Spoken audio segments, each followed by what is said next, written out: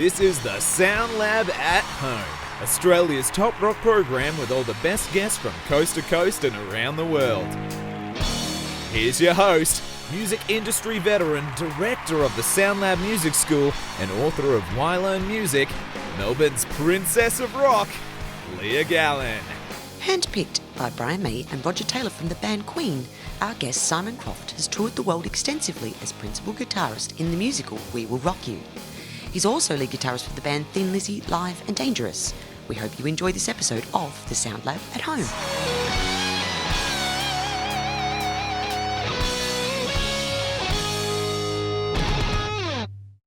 Simon, I would like to welcome you to the SoundLab at Home. Thank you so much for your time and joining me today. Made it.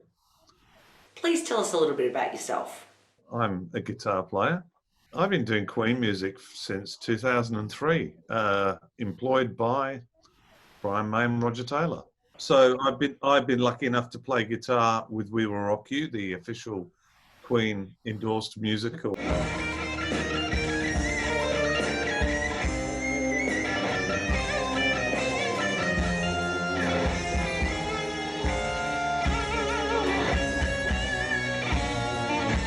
There was talk of a Queen musical, and I'd been in a Queen cover band a few years prior. And I knew nothing about musical theatre, what it meant. You know, I knew there was, Beauty and the Beast, My Fair Lady. None of that appealed to me. And they said, oh, there's this rock musical featuring the music of Queen. So I said, they're looking for guitar players. So I was put in touch with the fixer. And the lady says, we have no places. We're full up. So, well, that's that. And then the next day, I get a call back. And the lady said, can you come in tomorrow? We've had someone drop out. And I said, yeah, sure. So I only really went to the audition to meet Brian and Rodger. So I didn't think just to meet two of my heroes. And 3 weeks after the audition, I got a phone call from the producers saying, are you available? Because Brian and Rodger would like you to play with the show. And I said, yeah, I'm in. And I've been lucky enough to kind of be in and out of production since. So you got on board with We Will Rock You in 2003. It's got to be one of the longest running musicals of all time. It's run in different productions around the world. It's never really stopped running, until now.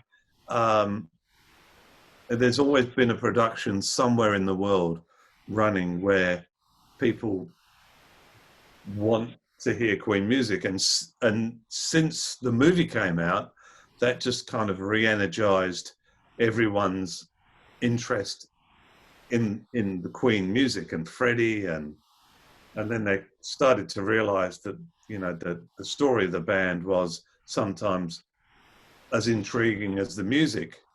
But the music, I think, I've always called Queen genre defying. They've always, Queen 2 is my favorite album. They could have done that. They could have released just that every time, that kind of style, but they went on to experiment. They wanted to do operatic stuff. They wanted to do funk stuff. They wanted to do, what they wanted to do. And so that's what's been interesting to me about them.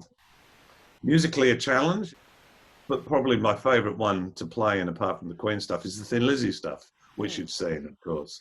So very different, or? Thin Lizzy is probably a little technically more demanding, especially if Gary Moore's involved.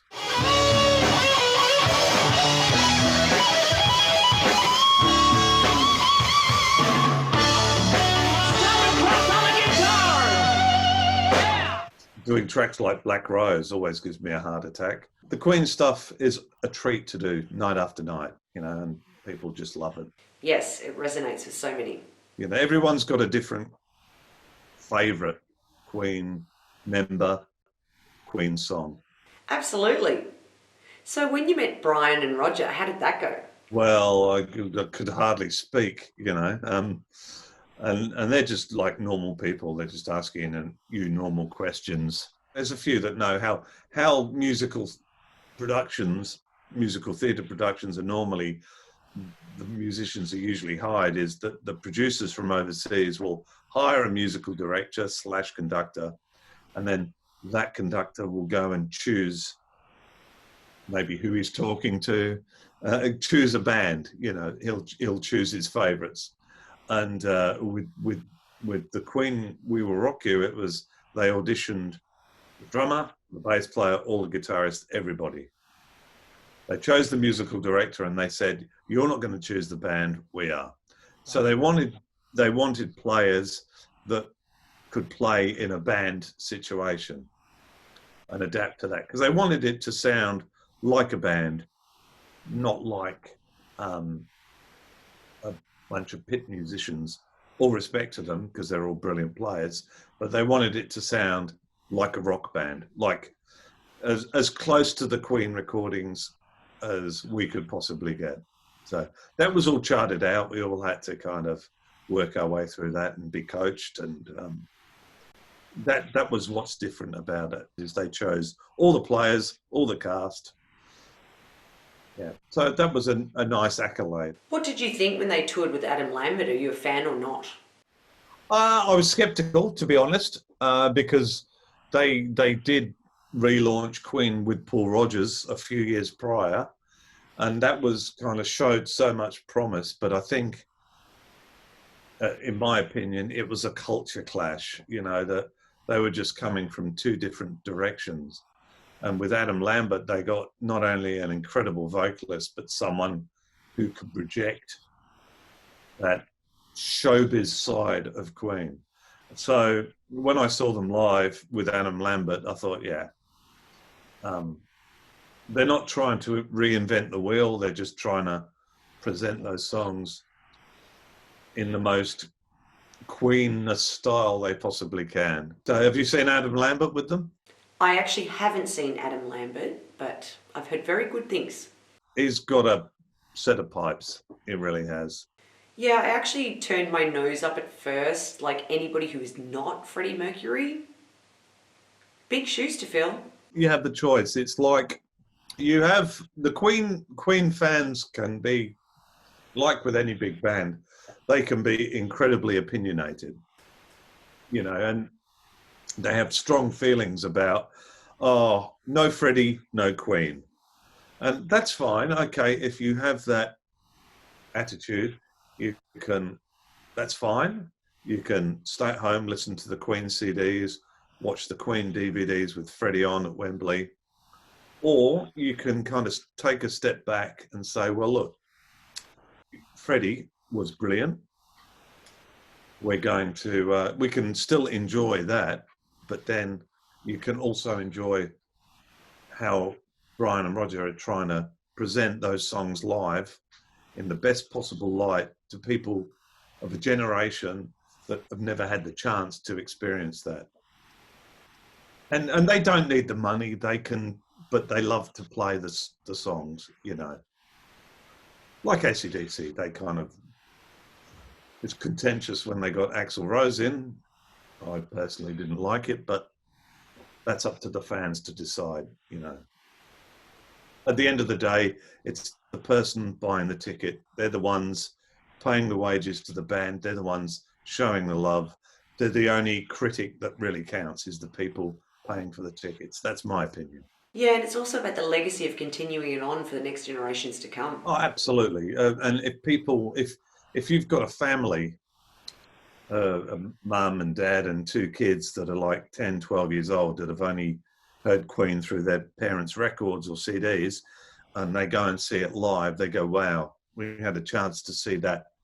Two of those guys hammering it out, And that's a good thing. If it encourages one kid to pick up a guitar and do good things, it can only be good.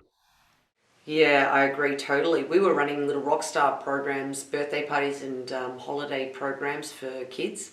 We had hundreds and thousands of kids coming through, And we used to do a bit of a Q&A to start the program off, and Queen, in terms of when we asked them what their favourite bands were, was the number one answer that we would always get. For instance, we also did a percussion workshop where we teach them, you know, some basic drum beats and what have you, and they get to play tambourines and bongos, etc. And then we'd put on, you know, We Will Rock You. And the sense of satisfaction they got because they could so easily play along was amazing. Who doesn't know that at the beginning of We Will Rock You? You know, who doesn't know that straight away? Yeah, so you've done a fair bit of work with cover bands, you say, but tribute bands? What's the difference? A tribute band to me is the dress-ups, you know what I mean? To be blunt, with a Thin Lizzy cover band, how can you find a black Irishman that plays bass and that can sing, you know? And be incredibly cool like that, you know? Hard act to follow. Yeah, we just went for 4 blokes that could play, you know, and present the music in an entertaining way, an accurate way. It's like Adam Lambert's not a Freddie tribute. He's very flamboyant. He's very kind of showman-like because of his musical theatre background, but he's got the pipes to back it up, which at the end of the day is, can he sing the songs or not? And he can. Yep, definitely. Hi, I'm Leah Gallin, the Managing Director of the SoundLab Music School here in Paran. This is our wonderful venue. We've been here for over 10 years. Now we've got the 2 options. We've got our fantastic teachers live back at the venue, or we've been running our lessons online via Zoom.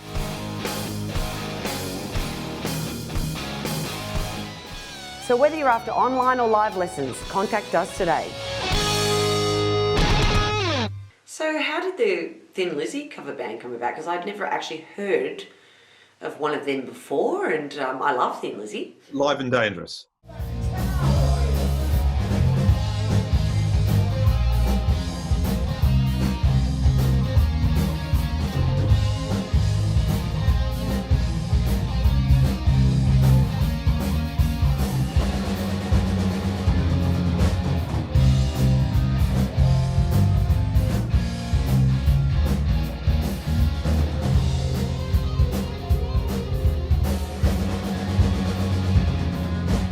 Yeah, I think it's a funny thing with Thin Lizzy. They've got a bit of a cult following and people may not know about them. They don't know them beyond The Boys Are Back in Town, and they've done album after album of great original material. Obviously brilliant guitar playing and players scattered through it. It was, for us, for the 4 of us, for myself, Marcus, Kevin Hunt and Trevor, it was a labour of love. We got together and said, look, this is a bit kind of obscure for a lot of people. We're not like an AC/DC cover band where there's one on every kind of street corner almost. And we're not going to make a lot of money. We're just going to do this for the music. Because we all had a mutual love for that music. And we had the Les Pauls too, which is very important. Yes, that always helps. If you're not dressing up, you must have the right guitars. That's the only thing that we kind of decided on had to be done, was Kev had to have his Fender Precision bass and 2 Les Pauls. So we were lucky with Kev because we had a great player, a great bass player who's played with Phil Power. He's played with Josie Jason back in the day. So he's a very experienced kind of worldly guy who knows those songs really well. And so we didn't want a band with a singer out front. We wanted a bass player that could sing the songs like Phil in Thin Lizzy. So the whole thing was just to present that music live and accurate and to the best of our ability. And it seems to go down really well where we play. Yeah, it was really great to see people appreciating Thin Lizzy music. It's got, we just, as musicians, love the music. There was so much music to choose.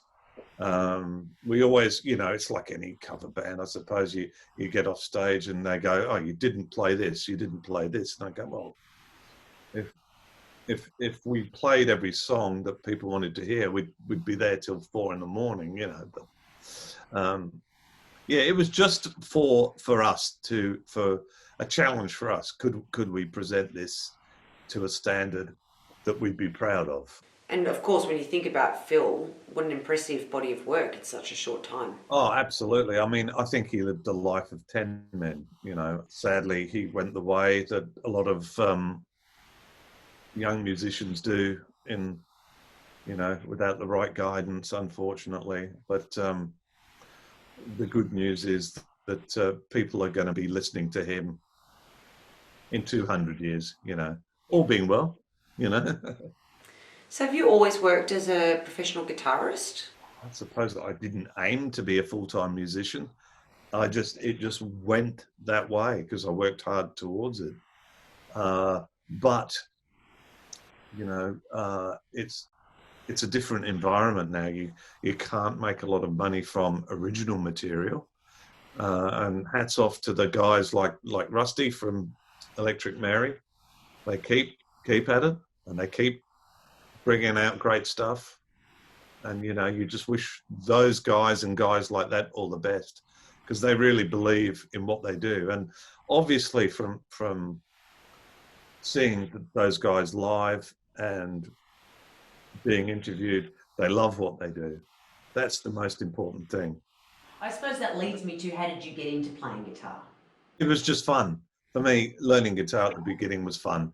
You know, you learn your first song that kind of sounds like an approximation of a song you're really into, and then it's like reading a good book. You just unfold the chapters and discover new music. Getting in a band, learning, you know, having mates that played.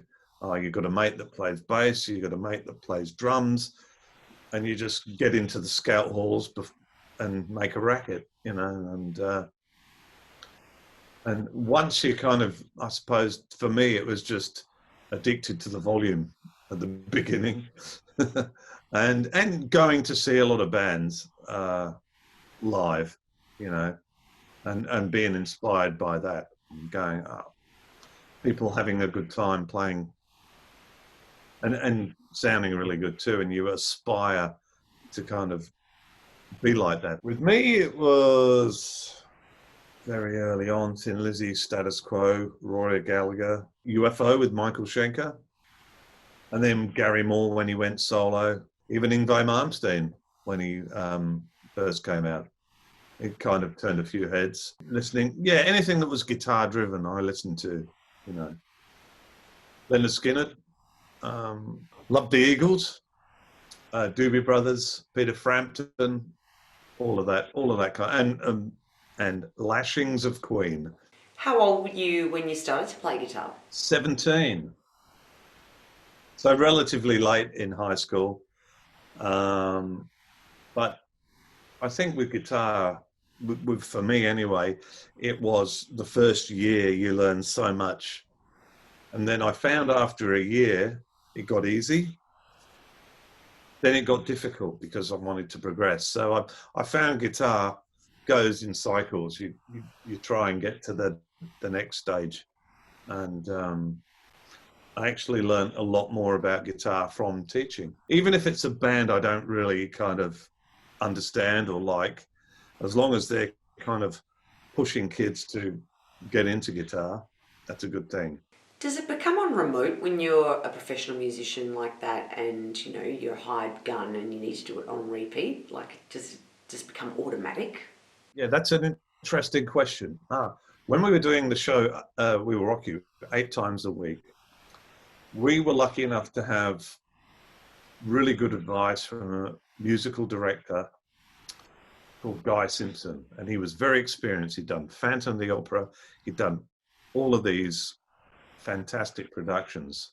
As a conductor and as, you know, musical director has to make sure the musicians are on point and all the singers are doing their bits and getting their cues and coming in on time.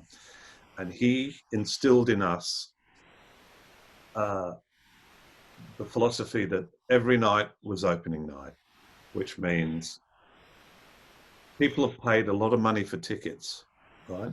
They paid like loads of money for tickets. And he said, they deserve your best every night. But the people that have paid the money for the tickets on a Wednesday or a Saturday, deserve 100%. And I learned a lot from that. It was all about, sometimes it was like Groundhog Day because we had to work to a script and cues and work with the singers, but it was really good discipline to do it, try and do it 100% every time. And I take that into bands that I play in too. You know, for people, you don't know if this is your last gig, just do your best every time. Absolutely. To play shows like that on repeat day after day. That was good discipline to have, I thought. Well, the last British tour, or every tour, was like we were doing 8 shows a week. So that's Monday, Tuesday, 2 shows, Wednesday, Thursday, Friday, 2 shows Saturday. Sunday was our day off, but that was a travel day to the next venue. That's pretty hectic. Not even big touring bands would play that kind of schedule. There was not much time off. So how many shows would you say you do in a year period? Well, okay, the last tour we did 100 between September and March when we finished was 193 shows. Wow. Japan we did 3 months. That was full on. It varies, but you just, you know, it is fun. Trust me, it sounds like work, but it is fun. To have that sort of consistency, show after show, what would you say to people practicing and their consistency? Okay, just knowing your parts before rehearsal, because you don't get much time after that.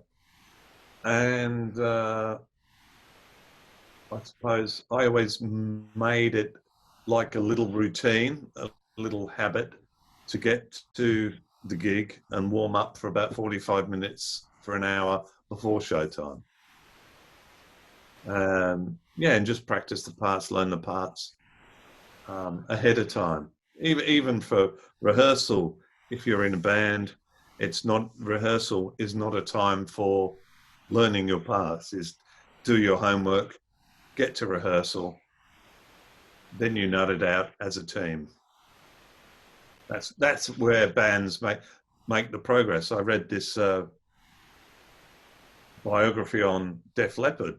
You know, even when they were nothing, they weren't doing anything. They used to rehearse 6 times a week. Plus they had full-time jobs too.